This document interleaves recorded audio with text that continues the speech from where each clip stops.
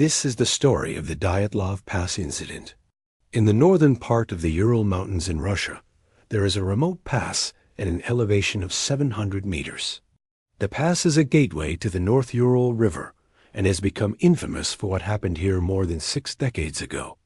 Back in February of 1959, 9 ski-loving students from the Ural Polytechnic Institute in the city of Yekaterinburg wanted to challenge themselves. So they decided to do some serious hiking in the Ural Mountains. They packed up their gear and set off into the snowy wilderness. But those who knew the area warned them not to go any further because conditions would be too difficult. But the hikers ignored the warnings and kept going. They made camp several times over the next few days, but it's unclear when exactly this happened since they failed to record the date in their journal. On February 2nd, the group reached Otorten, a mountain peak standing 1,400 meters tall. This was the last confirmed sighting of the group before disaster struck. Exactly a week after setting off, rescuers received a message from the institute informing them that 9 students were overdue to return.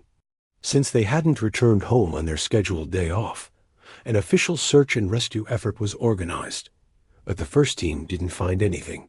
However, almost a month later, the second search team found their abandoned tent about 30 meters from the shore of a lake. But the tent was slashed open from the inside, and their sleeping bags were missing. Some of the equipment was also gone, including 2 pairs of skis, food, extra clothing, and even the toilet bucket. There was also no sign of a struggle and no evidence of foul play, which was weird because the region was hardly a safe place back then.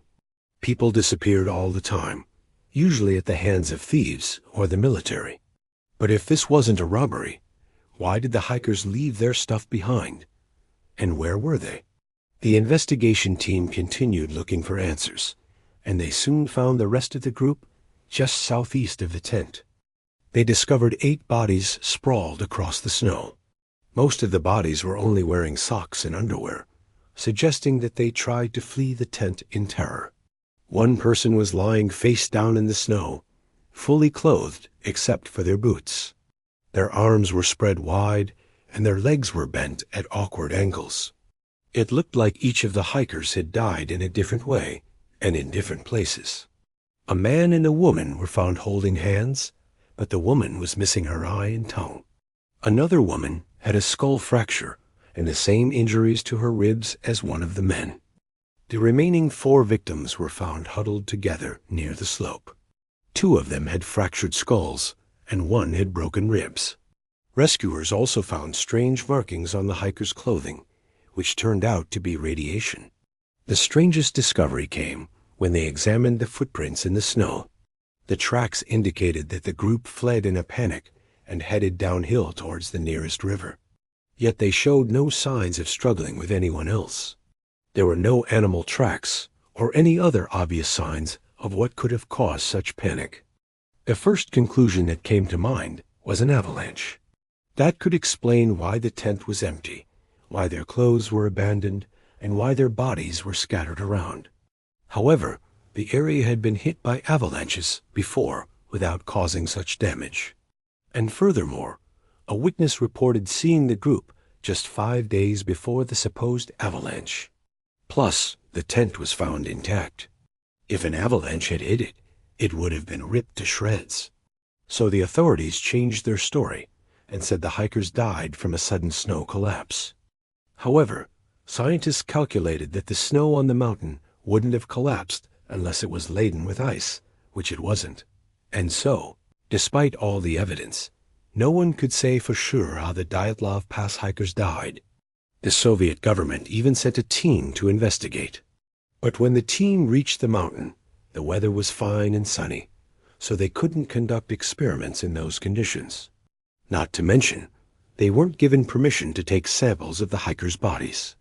The investigators theorized that unknown compelling force killed the group, whatever that means. It's safe to say it wasn't a wild animal, as nothing had touched the meat inside the victims' bodies. Plus, a bear would never rip apart its food.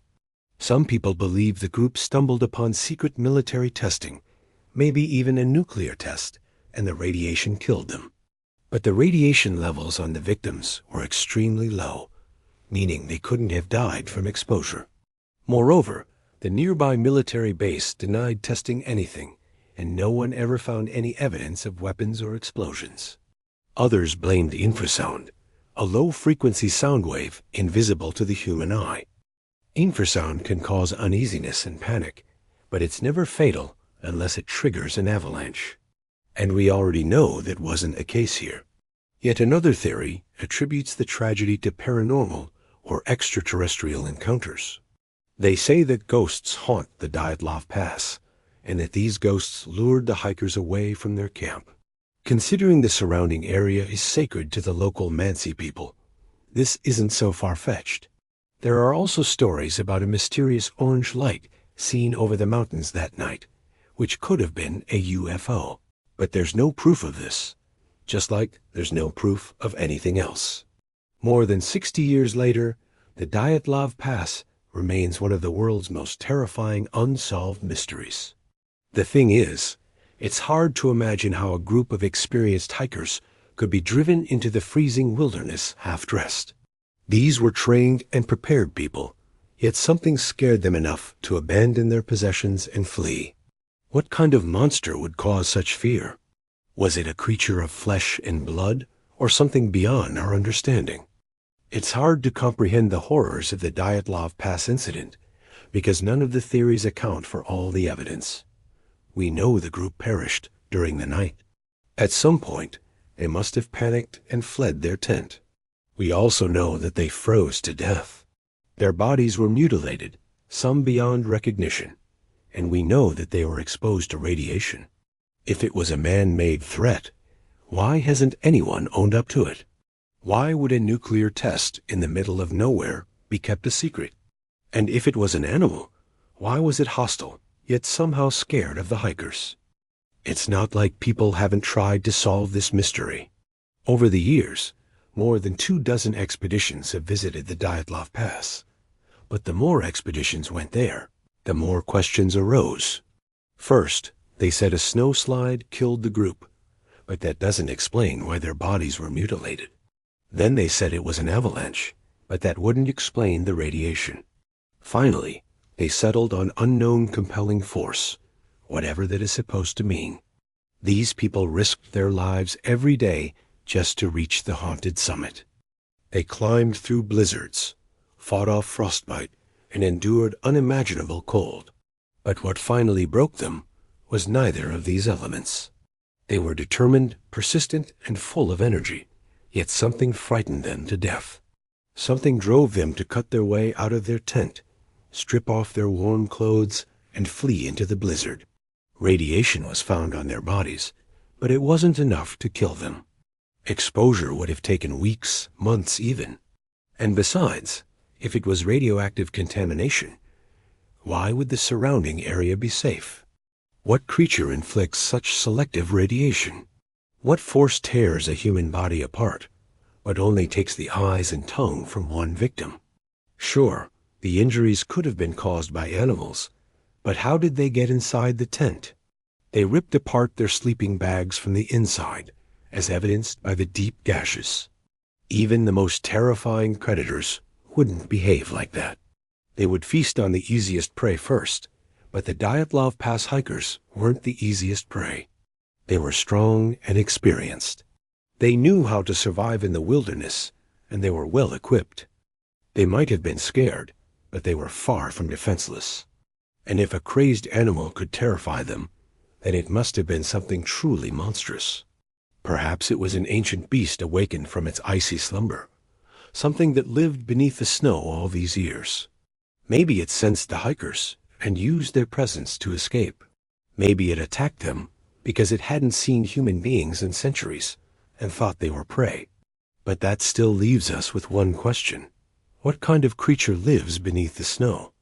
Something that's hostile to humans, yet afraid of their weapons. Something big enough to tear apart human bodies, but too small to trigger an avalanche. Something that hunts in the dead of winter, but only takes the eyes and tongue from one of its victims. Something that inflicts selective radiation, I don't know about you, but I am not willing to risk my life up there until we figure out what kind of monster lurks in the snowy wasteland. But what do you think happened at the Dyatlov Pass? Let me know in the comments. And remember to subscribe if you haven't already. Thanks for watching. See you soon.